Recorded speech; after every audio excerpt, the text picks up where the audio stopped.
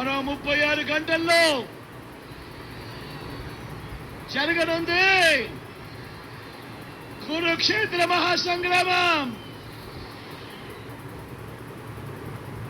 జరగబోయే ఎన్నికలు కేవలం ఎమ్మెల్యేలను ఎంపీలను మాత్రమే ఎన్నుకునేందుకు జరుగుతా ఉన్న ఎన్నికలు కానే కావు.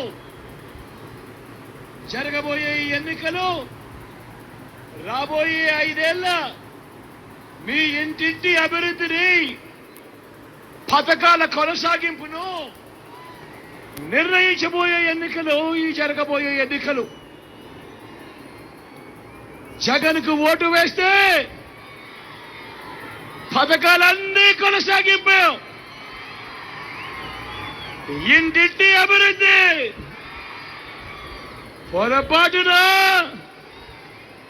చంద్రబాబుకు ఓటు వేస్తే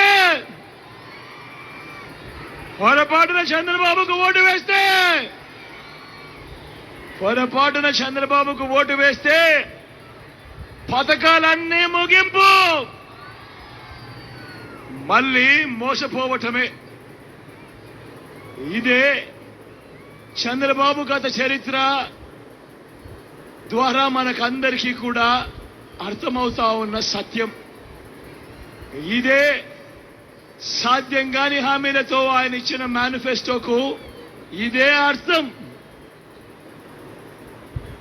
ఈ విషయాలను ప్రతి ఒక్కరూ కూడా జ్ఞాపకం పెట్టుకోమని కోరుతా ఉన్నా. చంద్రబాబు గారిని నమ్మడము అనంటే కొండ చిలువ నోట్లో తల పెట్టడమే అన్నది. ప్రతి ఒక్కరిని కూడా జ్ఞాపకం పెట్టుకోమని కోరుతా ఉన్నా.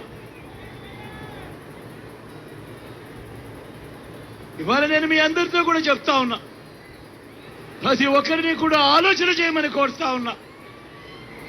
ఈ 59 నెలల కాలంలో మీ బిడ్డ పాలనలో గతంలో ఎప్పుడూ చూడని విధంగా ఈ రోజు మార్పులు కనిపిస్తా ఉన్నాయి.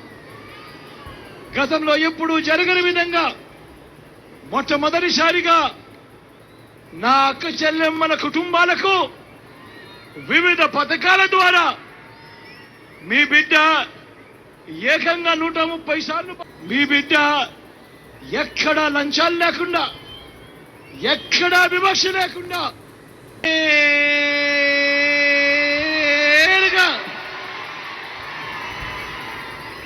నా అక్క చెల్లెమ్మల కుటుంబాల ఖాతాలకే, వారి చేతికే నేరుగా డబ్బులు వెళ్తా ఉన్న కార్యక్రమం జరుగుతూ ఉంది ఈ 59 నెలల కాలంలో.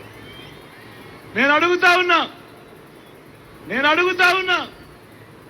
ఇలా ఎప్పుడైనా గతంలో చూశారా అని అడుగుతా ఉన్నాడు మీ బిడ్డ. ఇలా నేరుగా బటన్లు నొక్కడం, ఇన్ని బటన్లు నొక్కడం, నేరుగా నా అక్క చెల్లెమ్మ కుటుంబాలకు నేరుగా వెళ్ళిపోవడం గతంలో ఎప్పుడైనా జరిగిందా అన్నా? జరిగిందా తమ్ముడు?